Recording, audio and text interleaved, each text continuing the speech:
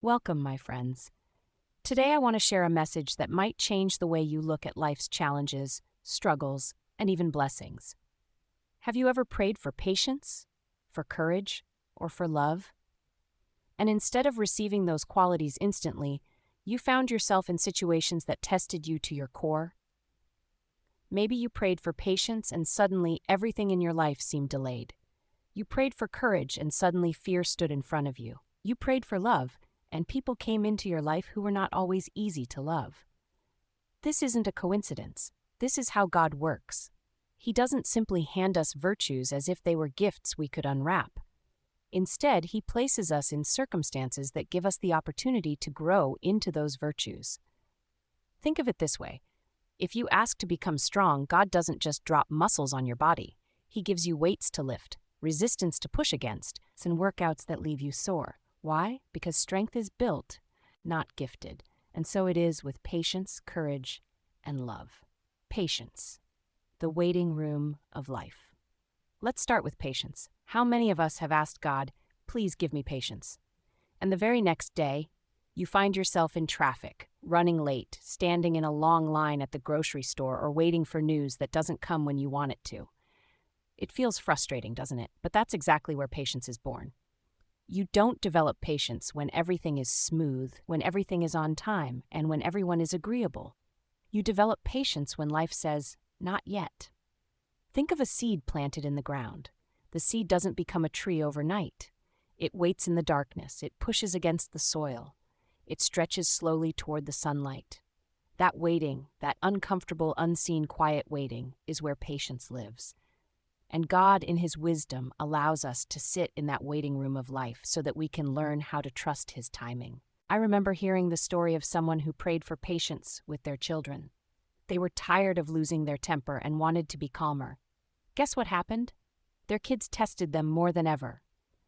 Every morning, it seemed like the kids were louder, slower to get ready, and constantly pushing boundaries. At first, the parent was frustrated, thinking, God, why are you making this harder? But slowly they realized God wasn't making it harder. He was training them. Each test was an opportunity to practice, to breathe, and to build the muscle of patience. Courage, walking into the unknown. Now let's talk about courage. Courage is one of those qualities we all admire. We see people who face danger, who speak the truth, who stand up for what's right, and we think, wow, I wish I could be like that. And maybe you've prayed, God, give me courage. But what happens next? Suddenly, you're faced with situations that scare you. You're asked to step into the unknown. You're given opportunities that require risk. That's because courage cannot exist without fear. If you're never afraid, you'll never need courage. Courage is not the absence of fear. It is moving forward despite fear. It's standing up when everything inside you wants to sit down. It's speaking when your voice trembles. It's choosing to walk into the dark, trusting that God's light will guide your steps. Think about Moses standing before Pharaoh, telling him to let the people go, or David facing Goliath, or Esther walking into the king's chamber to save her people. None of these people were fearless. They were human, just like us. But what they had was faith, and that faith produced courage. So when you ask God for courage, don't be surprised when life gives you opportunities to be afraid, because that is the doorway through which courage enters. Love, the greatest of all. And then there's love. Love is the greatest gift, but also the greatest responsibility. When we ask God for love, we often expect warm feelings, beautiful relationships, and kindness all around us. But many times God places us in situations where love is not easy. He gives us people who misunderstand us, who hurt us, or who need forgiveness. Why? Because love isn't proven in comfort, it's proven in difficulty. Anyone can love when things are easy. True love is shown when it's hard. If you ask God for love, don't be surprised if someone difficult shows up in your life. It might be a family member, a coworker, or even a stranger who challenges your patience, your compassion, or your understanding. That's God's way of saying, here's your chance to practice love.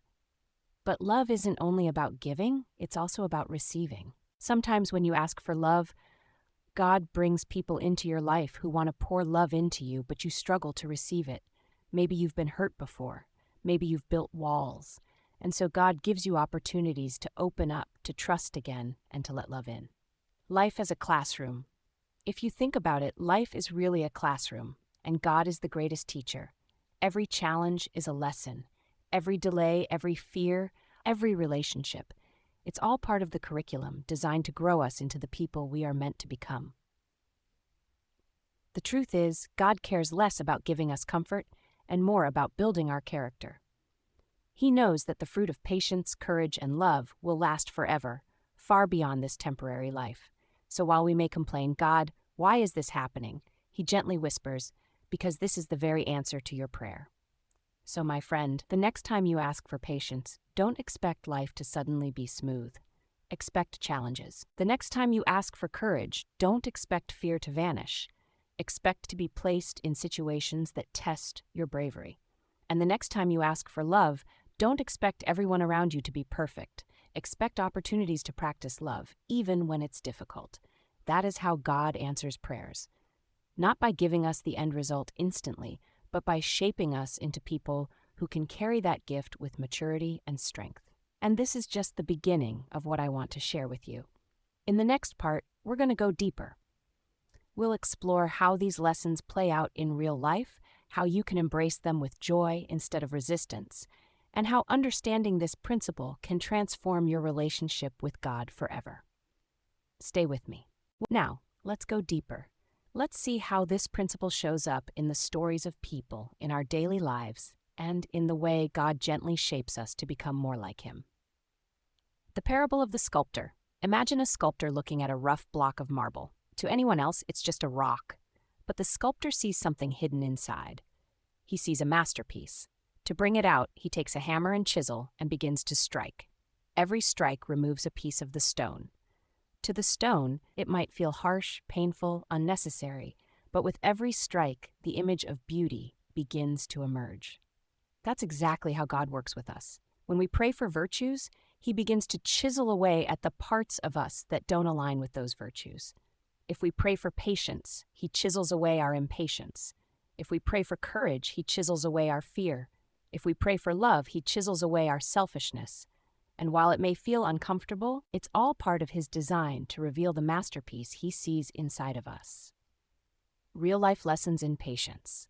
Let's come back to patience. Maybe right now you're waiting on something big, a job, a relationship, healing, a breakthrough, and you've prayed, "God, please make it happen soon," but nothing seems to move. Friend, I want to remind you, patience is not just about waiting, it's about how you wait. Do you wait with frustration, or do you wait with trust?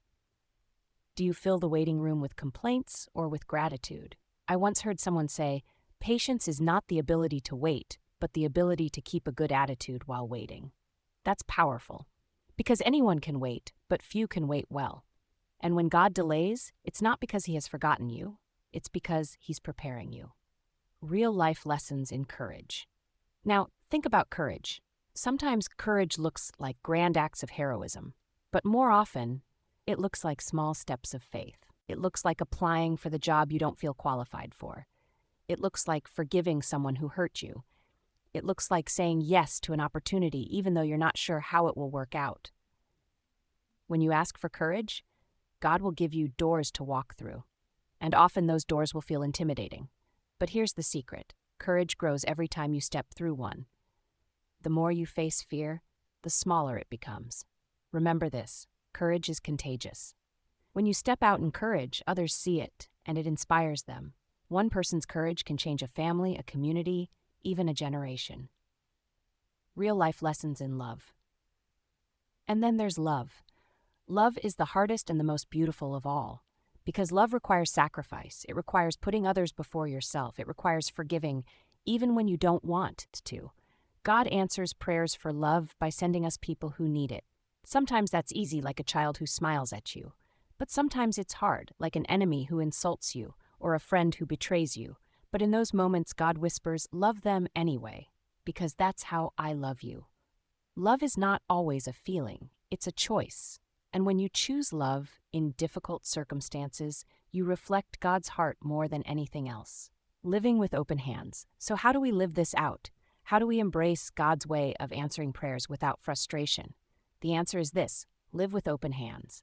When you pray, don't just expect instant answers, expect opportunities. And when those opportunities come, when patience is tested, when fear rises, when love is challenged, say to yourself, "This is my answer. This is my chance to grow."